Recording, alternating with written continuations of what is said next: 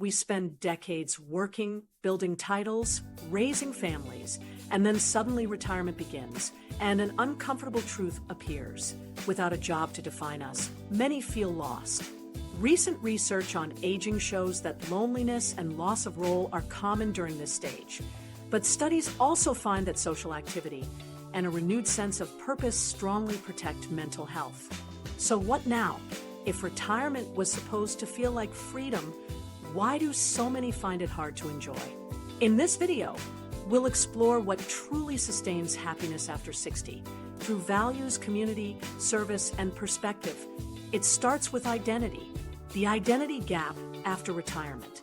Imagine devoting 40 or 50 years to a role that gave your days structure, purpose, and identity. Every morning, you knew where you were going and who you were expected to be when you arrived: teacher, doctor, manager, shop owner, electrician. That professional label carried weight. It was printed on cards, echoed in conversations, and reinforced by routines that made sense. Then the moment comes when you lock the office door for the last time or hand over the keys to your business, and overnight the routines vanish. For many, this change feels abrupt because work-defined patterns stop suddenly. The validation from colleagues, the anticipation of deadlines, even the minor frustrations that gave shape to the day, these markers disappear. Retirees often describe it as looking into the mirror and realizing the version of themselves that once felt solid is now difficult to recognize. Studies that measure loneliness around retirement highlight this risk. In several longitudinal analyses, researchers observed that loneliness often rises within the first year after leaving work. That doesn't mean retirement causes loneliness, but it does show how vulnerable this period can be. What makes this identity gap so powerful is that it's not only about income or routine, it's about worth. A job often becomes more than a task list. It is a shorthand answer to the question, who am I? Once that anchor is removed, people may feel suspended in unfamiliar territory. A retired teacher in her late 60s, for example, who once spent her days in crowded classrooms shaping young minds, may suddenly find herself alone in a quiet house, wondering if her voice still carries weight. Or think of the small business owner who spent decades as the guy who knows everyone in town.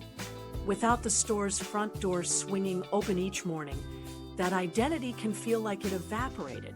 The truth is, many retirees expect that after decades of schedules and responsibility, rest will finally feel like freedom. At first, it does. The sheer novelty of sleeping in, traveling, or picking up long-postponed hobbies can create a temporary sense of ease. But when the early shine fades, the question lingers: who am I when I'm no longer known for the work I did? Without a clear answer, days that looked wide open begin to feel strangely heavy. So, how do you replace a job-shaped identity? The answer is simple and counterintuitive, and we'll get practical in a moment. The heart of the difficulty lies in how culture trains us to measure ourselves. From early life, achievement is placed on a pedestal. Report cards tell us if we're capable. Promotions tell us if we're progressing. Paychecks tell us if we're valued. By the time people retire, the idea of identity is so tightly tied to occupation that when the role ends, the self seems to end with it. That's why so many describe the adjustment not as liberation, but as a puzzling void. Recognizing this gap is crucial. When purpose is defined only by productivity, retirement can feel like stepping off a moving train without knowing if there's a platform under your feet. The end of a job doesn't mean the end of purpose, yet without preparation it can look that way. People often financially plan for retirement, but rarely prepare emotionally for losing the professional identity they carried for decades. And yet, within this gap lies opportunity. It's a chance to detach identity from titles and reconnect it to values. A career is a container, but what mattered was never the container. It was the reasons behind the work. An accountant, for instance, may have believed their job was about numbers, but underneath, The drive was about creating stability and trust. A teacher's fulfillment was really about nurturing growth and sparking curiosity. These motivations are not bound to a job description. They persist. The task is to make them visible in new contexts. This reframing does take practice. It involves shifting perspective from what we did to why we did it, and carrying that why into new forms. Writing down past achievements and asking what deeper value was satisfied can bring clarity. Talking with friends or family about what they noticed most in your role can shed light on recurring themes of care, leadership, or creativity. Over time, the focus moves away from what was lost and toward what can still be expressed. Once this shift occurs, retirees begin to see that identity is not erased, only paused, waiting to be rewritten. They realize that purpose was never about credentials or business cards. It was about actions guided by values. That understanding transforms the question from what am I now into how can I use the same motivations in a different way. Framed that way, the future looks less like an empty field and more like an open one, rich with potential. But reality quickly sets in. Wide open time can feel as challenging as it feels liberating, especially without structure to focus those values. This is where many newly retired individuals stumble. They find themselves with entire days unclaimed, unsure how to direct them. The problem is no longer only about who they are. It's about what they do with time that seems endless. And that brings us to the next challenge. When free time feels like a trap, when people picture retirement, the first image that often comes up is free time. Days without schedules, alarms, or deadlines. A calendar without staff meetings, performance reviews, or commutes. Mornings that unfold as slowly as you like. It feels like the reward promised for decades of labor. Coffee on the porch, trips whenever the mood strikes, naps without guilt. That picture is appealing, almost idyllic. The trouble is, very few talk about how quickly unlimited free time can switch from feeling like a gift to feeling like a burden.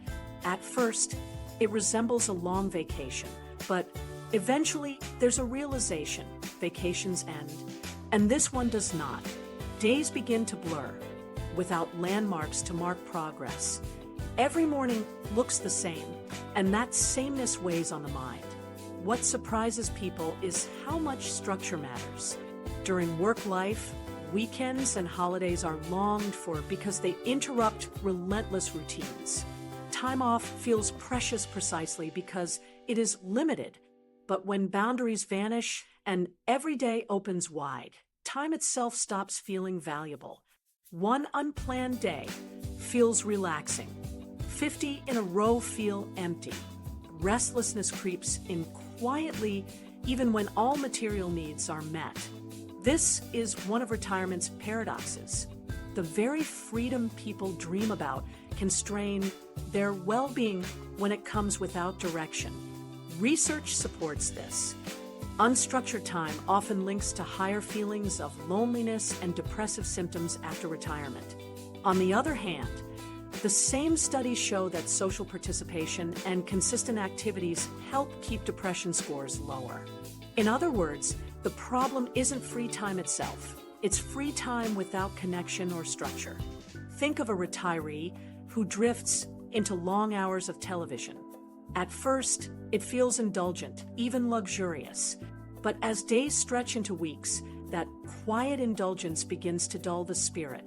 The body slows, the mind feels flat, and the absence of challenge becomes noticeable. Contrast that with scheduling one meaningful anchor each week, a volunteer shift, a class, a walking group. Those occasional commitments break the pattern and give the week a rhythm. The difference is subtle, but it changes how the entire week feels. That's why the content of time matters as much as its quantity. Many retirees fill their calendars with errands, small projects, or distractions, hoping to stave off boredom. Yet those hours don't necessarily bring fulfillment. It often takes just a single purposeful task to energize the rest of the day. Volunteering at a library once a week, mentoring a student for an hour, or keeping a weekly commitment to meet a group of peers can provide far more satisfaction than filling every hour with disjointed tasks. This explains why two people in similar circumstances can experience retirement so differently. Equal pensions, equal health, equal leisure, but for one, every day feels stale, while for the other, life feels renewed. The difference lies not in circumstances, but in how they choose to shape their days. Structured activities aligned with personal values provide momentum. Blank time without intention feels like drift. Importantly, experiencing this discomfort with time should not be seen as failure on the retiree's part. It reflects how society has framed retirement. For decades, the cultural promise has been escape from toil, deadlines, and responsibility. That vision appeals to an exhausted worker, but it doesn't prepare anyone for decades with no roadmap. Humans don't thrive on constant escape.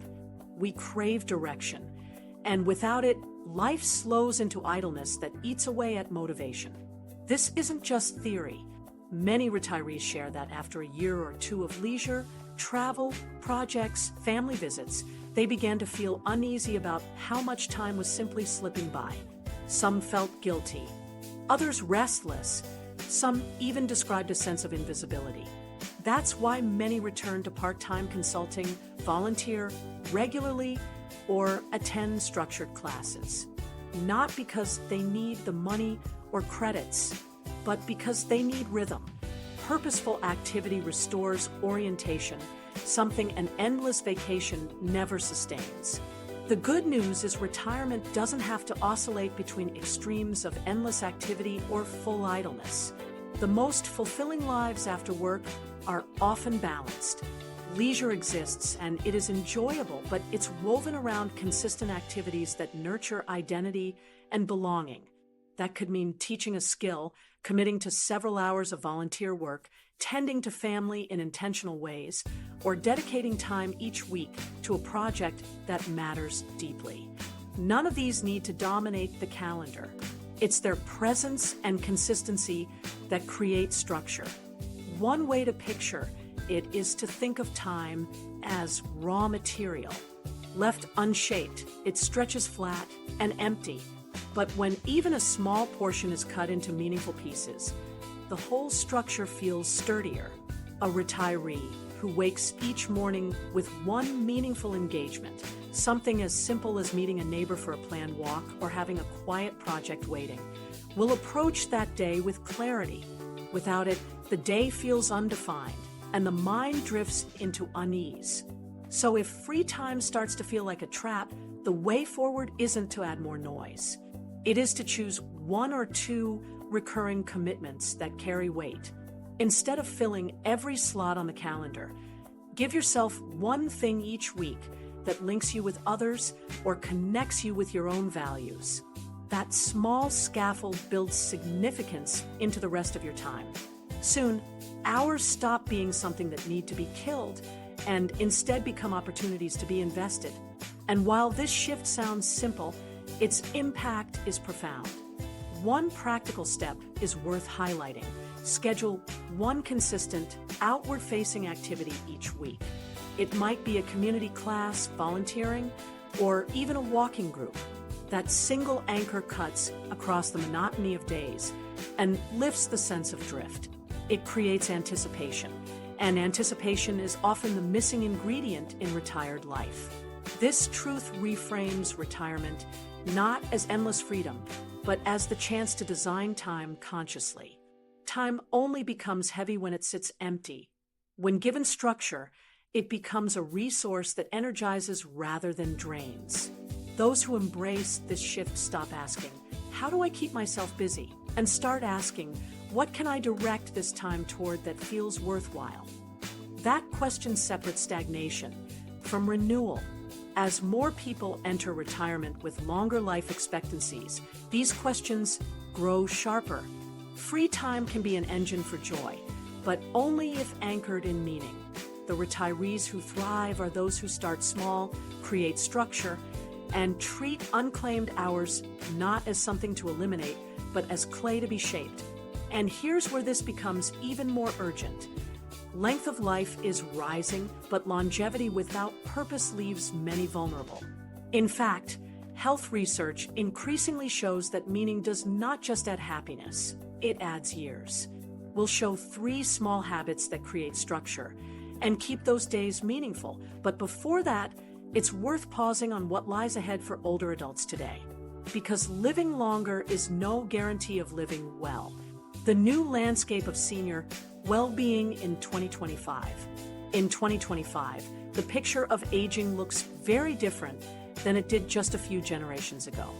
People are not only living longer, but also carrying health and activity into their 80s and 90s. Advances in medical care, nutrition, and technology have extended lifespans in ways that once felt unimaginable. But living longer by itself does not ensure that life feels satisfying. Additional years bring new opportunities, but also more empty hours to fill. Whether those years feel vital or heavy often depends less on medical progress and more on whether people retain a sense of meaning. Studies now demonstrate clear associations between purpose and well-being in older adults. 2 retirees may have the same physical condition and access to resources, yet they report very different levels of energy and happiness depending on whether they feel connected to a personal why. Research in 2025 shows consistent links. Older adults who report a strong sense of meaning tend to show lower stress markers, steadier immune function, and a slower pace of cognitive decline. The evidence does not prove that purpose directly alters biology, but it strongly suggests that living with purpose supports behaviors and conditions that help people maintain health. These data become convincing when we consider what daily life looks like for those with and without direction. Older adults with reasons to act, volunteering, writing, teaching, caregiving, often stay engaged without framing it as medical care. The activities that feed their sense of meaning naturally bring social contact, mental challenge, and routines that stabilize health. A senior who tutors local students participates not just in learning but in conversation, mentorship, and reflection. A retiree who documents family history maintains cognitive sharpness through memory recall and organization. Purpose often triggers healthy behaviors as a natural byproduct, rather than as something imposed from outside. Large-scale studies highlight the importance of social contribution. One longitudinal analysis by Kim and colleagues in 2020 found that volunteering among older adults correlated with improved health outcomes, lower mortality risk, and greater well-being across several measures. This does not mean that joining a volunteer program guarantees health, but it does show that sharing time and skills in meaningful ways is consistently linked to better long-term outcomes. In contrast, when seniors lack direction, free time often drifts into disconnection. Hours pass without anchors, prompting withdrawal rather than growth. The brain and body both benefit from novelty, stimulation, and consistent social patterns. Without them, decline tends to arrive more quickly, often in subtle ways. Memory becomes less sharp, thinking slows, and appetite for new challenges diminishes. Over years, these shifts accumulate, creating a noticeable gulf between those engaged with purpose and those who lack it. By 2025, broad survey data confirm that older adults who describe themselves as purposeful are also more likely to retain their independence and mobility. Looking beyond the research, cultural examples underline why purpose matters. In some Western contexts, retirement is seen largely as withdrawal. The dominant message is that once work ends, responsibility ends too. But in many other societies, older adults carry essential family and community roles long after formal employment stops. They hold responsibilities as advisors, cultural storytellers, or caretakers of traditions. These tasks reinforce relevance and usefulness. Here, older age is not equated with redundancy, but with unique forms of contribution. This cultural difference explains why elders in some communities report greater optimism about aging. They continue to feel necessary to others, and that feeling appears to support both spirit and body. The implications in 2025 are serious. Health systems around the world can sustain people physically for decades after retirement, but neglecting meaning exposes retirees to risks that medicine alone cannot fix. Loneliness and depression rise when identity and purpose vanish, and these conditions weigh heavily, sometimes reducing life expectancy. Past studies already showed that chronic social isolation predicted mortality as strongly as smoking.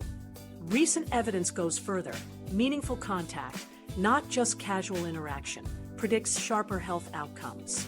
Purposeful relationships and goals buffer against the erosion of both mental and physical vitality.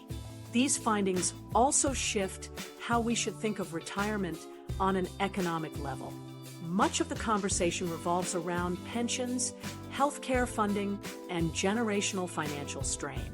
Important as those debates are, they often overlook the human side of aging.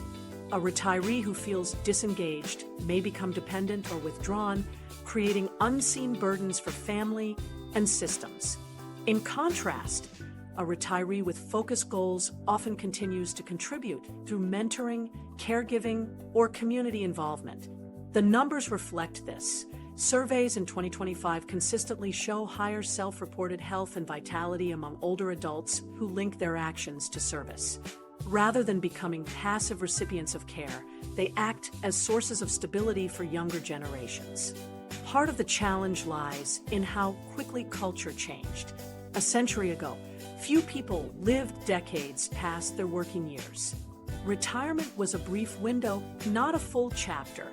Today, lifespans push human development into new territory.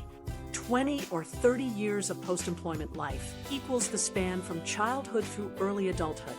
Yet, society has not created frameworks to prepare for that new era.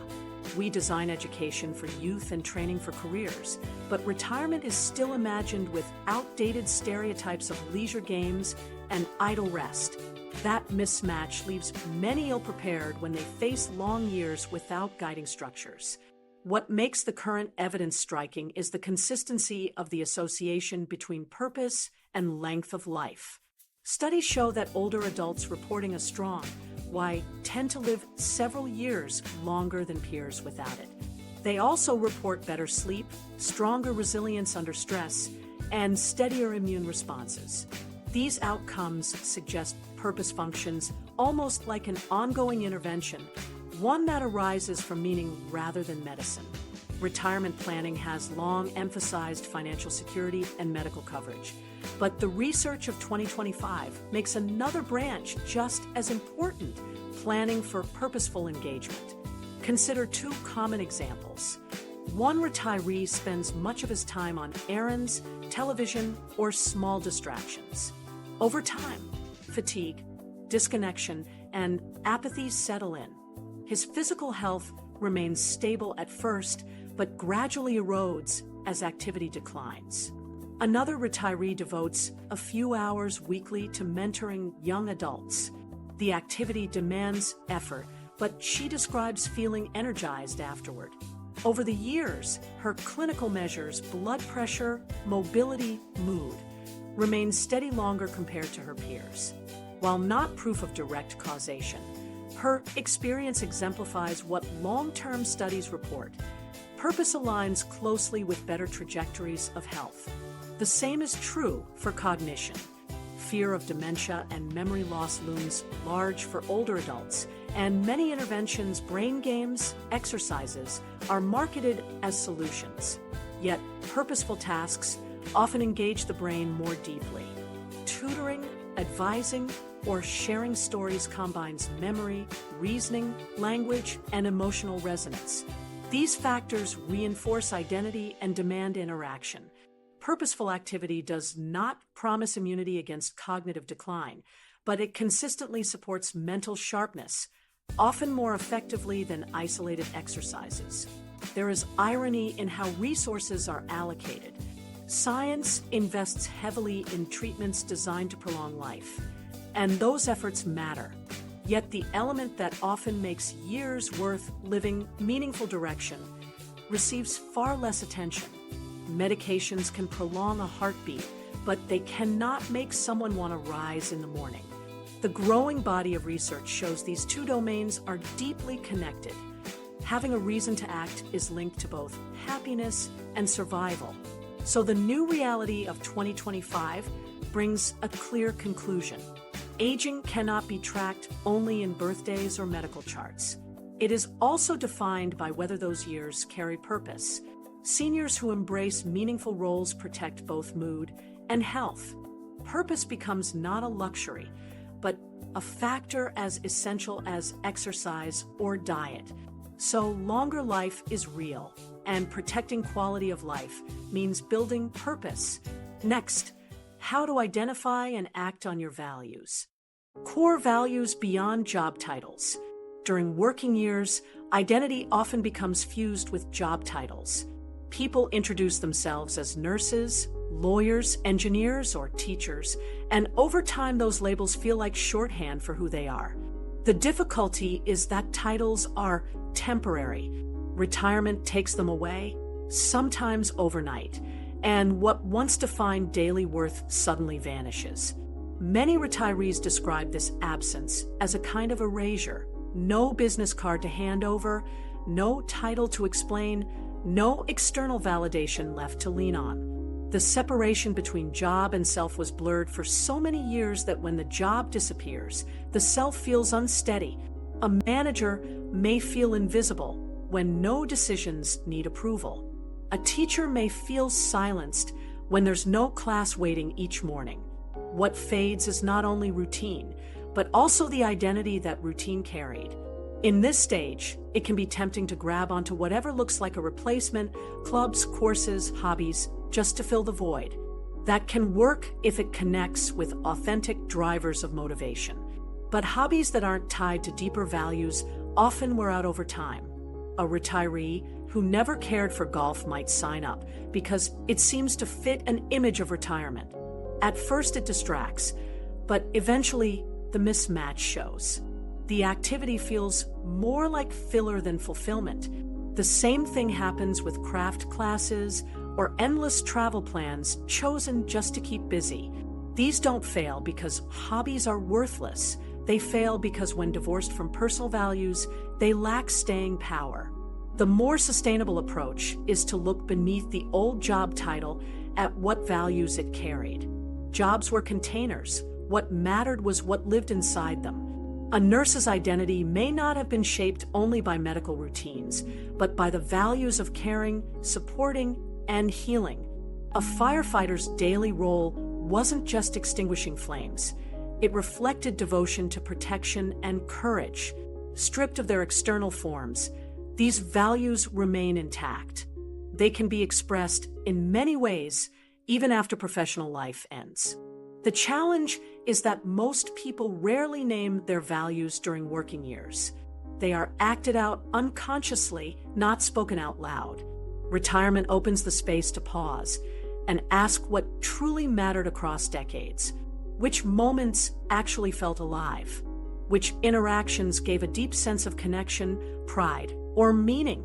Recalling these creates a trail of common threads, patterns that point directly to values. One practical exercise makes this clear and can be done in just a few minutes. Behavioral research published in Acta Psychologica in 2025 emphasized that sustaining a sense of purpose begins with recognizing which themes repeated across a career. The exercise is simple. Write down 3 career moments when you felt most alive, most yourself. Underline the feelings in each moment. Was it helping, creating, problem-solving, encouraging? When you look across those 3 moments, repeated feelings reveal your core values. This is not about titles, but themes that ran through your work regardless of position. The process of identifying values acts like shining a light that had always been hidden beneath job labels. For a teacher, perhaps the most genuine sense of pride came not from lesson plans, but from mentoring a struggling student. For someone in finance, maybe the most meaningful memory isn't a raise, but building trust with a client during a crisis. When gathered, these moments show continuity, values of guidance, stability, problem-solving, kindness. Once recognized, they become a personal compass. With those values identified, direction returns. Someone motivated by nurturing might find purpose in caring for grandchildren, volunteering at a clinic, or mentoring younger colleagues in a part-time role. Someone motivated by creativity might finally commit time to painting, design, or writing projects, not as lightweight hobbies, but as reflections of identity. And someone who values continuity and loyalty may discover that organizing family reunions or documenting family history provides a genuine sense of relevance. These actions may look different from professional roles, but they express the same motives that once fueled entire careers. This reframing does more than soothe emptiness. It transforms retirement into a phase where identity moves from something given by employers to something deliberately chosen. A career constrained how values could be expressed within rules, industries, budgets. Retirement loosens those boundaries, allowing values to dictate direction. That shift requires courage, because it means letting go of the illusion that selfhood was ever synonymous with a paycheck. But it also opens a field of possibilities that had been buried beneath schedules. For those hesitant to dig into heavy life reviews, there are practical, step-by-step ways to start small. One effective method is a 30-day value test. Once you've identified one of your core values, say creativity or service, choose a low-effort weekly activity that expresses it. Schedule it consistently for a month. After each session, jot down a quick line in a notebook about how you felt. By the end of 30 days, those notes will show whether the activity resonates with your values or falls flat. The response tells you whether that activity sustains meaning. If it does, you've found a thread worth keeping. If not, discard it without guilt and test another one. The point is not perfection, but experimentation guided by values. Storytelling can also deepen the insight. Talking with peers or family members about defining experiences allows others to reflect back what they hear in your narrative. Someone may think their work identity was built on management, but repeated stories highlight mentoring. Another may focus on productivity, only to realize colleagues remember their gift for collaboration. These outside perspectives clarify values in a way solo reflection cannot. What matters most is that values are forward-looking tools, not just nostalgia.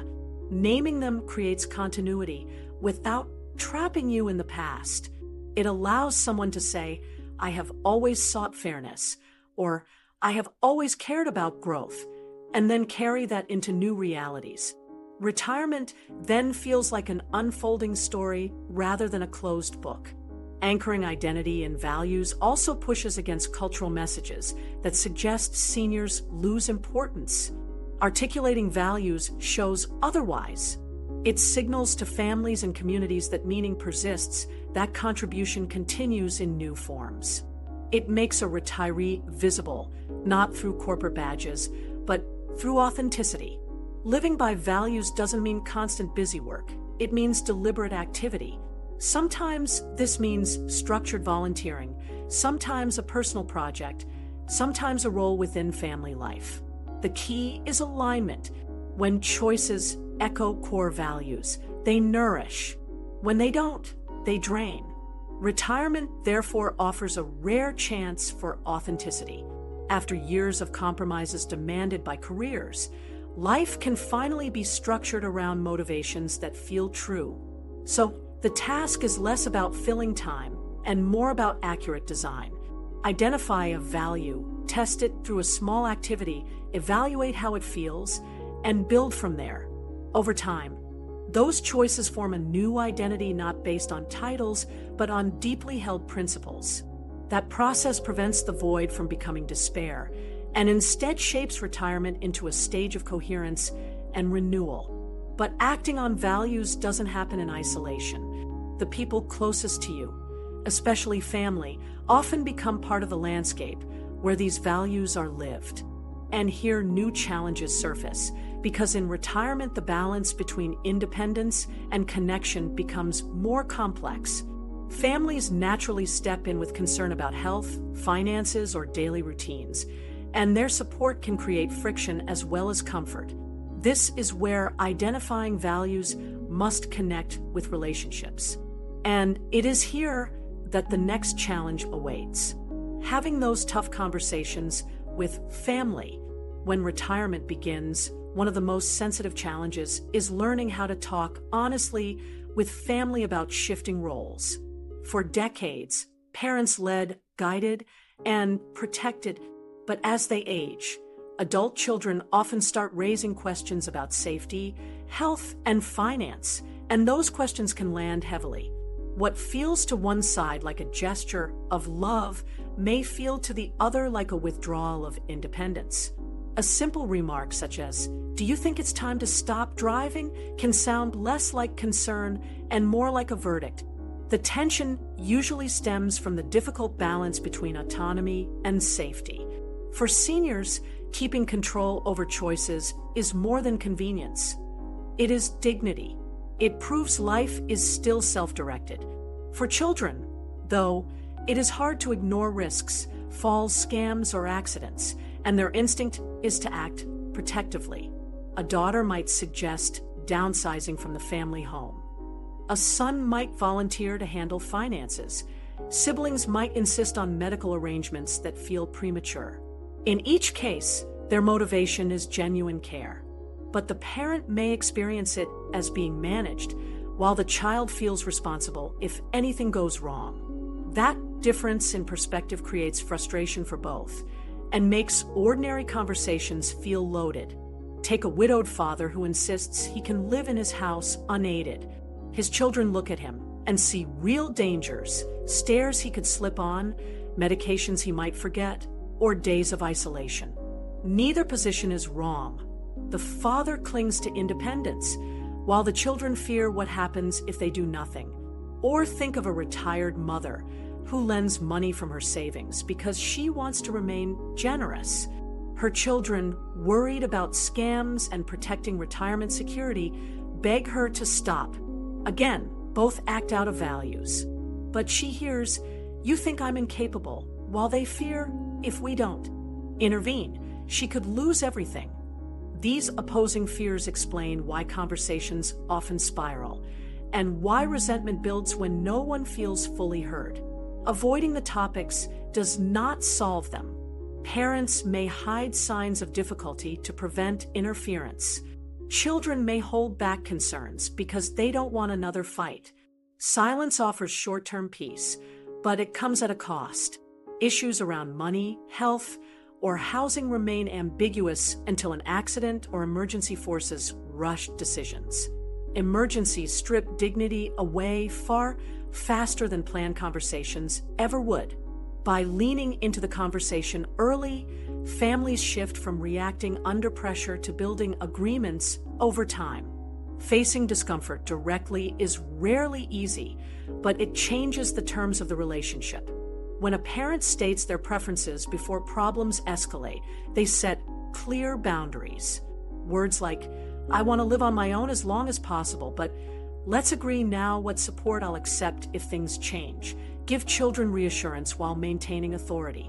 Another parent might say, "I want to manage my money, but I'd like a second set of eyes on large financial decisions." That opens space for children to help without stripping control outright. These statements refocus the dynamic from suspicion to collaboration. Adult children can also reframe their concerns with clarity. Rather than issuing warnings or ultimatums, they can open with honesty. "I don't want to take control away, but I lose sleep when I worry about your safety." This shifts motivation from criticism to love. It signals that their pushiness isn't about mistrust, but about fear of losing a parent too soon. Conversations grounded in values and fears rather than orders preserve respect. To keep it practical, 2 sample lines often help break tension. A parent might say, "Here is what matters most to me in this stage of life. Can we plan around that?" A child might say, "I care about your freedom, but I also need peace of mind. How can we get both?" Still, some topics, money, legal paperwork, or care arrangements tend to spark the worst conflict. Research from Morningstar and University Studies of Family Planning suggests involving a neutral party can help. If finances or medical decisions are part of the discussion, consider bringing in a financial planner, elder law attorney, or mediator. Families that include a neutral third party report fewer arguments and clearer plans. Importantly, when those conversations touch on legal or financial documents, always seek professional advice before making binding commitments. There are also practical techniques that make these conversations easier and less explosive. 6 simple tips grounded in research and family communication studies can turn tension into progress. First, prepare your purpose before entering the talk. Know what matters most to you. Second, choose a calm time and private place. Urgency only adds heat. Third, speak in I statements and avoid accusations. Fourth, involve all siblings beforehand, so goals are aligned before meeting with parents. Fifth, set small next steps rather than demanding instant decisions. Finally, document preferences in writing when agreements are reached, and seek professional help if formal documents are needed. Even with good strategies, family history adds its own complexity. In some cultures, questioning an elder feels disrespectful. In others, children expect to help make decisions as parents age. Naming these cultural differences out loud can prevent misunderstanding. A parent might say, "In my culture, adult children do not manage parents.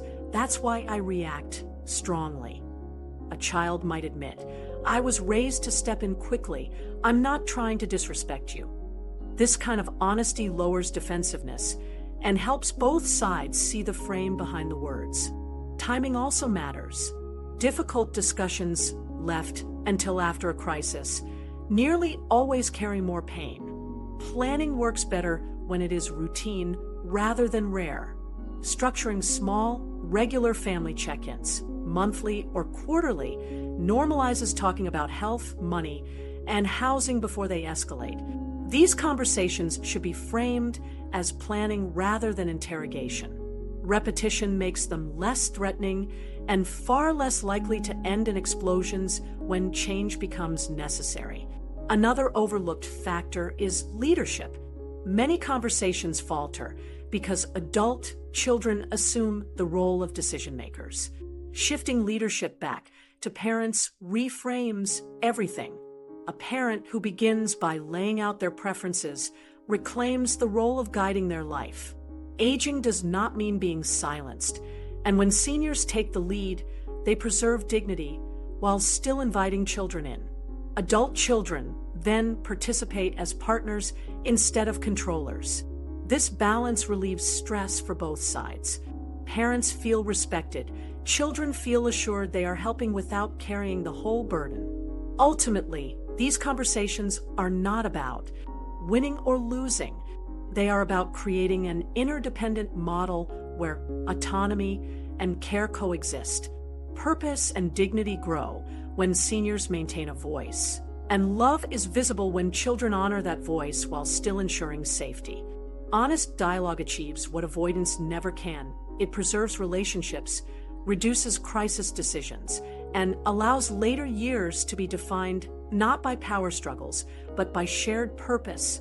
Families who take the chance to speak openly replace suspicion with trust and convert unease into stability. Respectful honesty also widens the path for deeper connection outside immediate family. Once communication patterns improve inside the household, seniors often feel more confident reaching outward and building ties that extend beyond their children. And while family provides grounding, everyday life also depends on something just as vital: the communities and companions who share your days. Finding new communities and belonging retirement introduces a quieter shift that doesn't get enough attention: the way it reshapes belonging. During working years, community forms around you without effort. Colleagues are companions, neighbors become familiar in passing, other parents gather at events, and a network slowly takes hold. But when careers end and families scatter, that flow thins. Friends retire to other states, some move into assisted living, others pass away. What once felt like a living web gradually unravels, and unless new ties are built, many find themselves sitting in silence in spaces that once buzzed with connection. By 2025, loneliness among older adults is recognized not just as sadness, but as a pressing health issue on par with diet, exercise, or medical care. The difficult part is how gradually it appears. At first, extra time at home feels welcome, peace instead of deadlines, quiet instead of interruptions. Weeks later, phone calls lessen, visits shorten, and invitations fall away. Transportation barriers and the busy lives of children make it worse.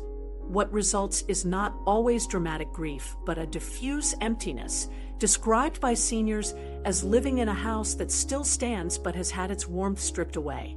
Relying solely on family rarely closes this gap. Children and grandchildren provide love, but the rhythms of their lives do not match. There is no replacement for peers who share the pace and outlook of later life. Affection is important, but belonging requires shared participation, and that comes from creating or joining wider circles. The retirees who report the most satisfaction today are the ones who take deliberate steps to form new communities. This doesn't take one form. For some, volunteering provides structured contact and continued purpose. At food pantries, libraries, or schools, there is the rhythm of weekly service and the recognition that skills still matter. Others build connections through learning, signing up for community college or local arts courses that create both structure and peers who show up week after week. Faith groups give another layer of fellowship. Recreational clubs, walking groups, pickleball leagues, or pool exercises bring the mix of movement and conversation. Each option works not because of the activity alone, but because it produces dependable interaction. What matters less is which path is chosen, and more that one is chosen at all. Older adults accustomed to communities forming naturally through jobs or schools must adjust to something new, being intentional. Walking into a class, showing up to a group without knowing anyone, or stepping into a weekly gathering feels uncomfortable at first, but repetition changes everything. Strangers become acquaintances, then peers, then the people who notice your presence or absence. Research reinforces this truth. Population studies, including recent findings from the China Health and Retirement Longitudinal Study, show that participating in social activities, like visiting friends, attending classes, or joining clubs, is strongly associated with lower depression scores in older adults. The evidence makes clear frequency matters. Scheduled commitments, repeated weekly or monthly, protect mental health in ways that occasional, ad hoc meetups do not.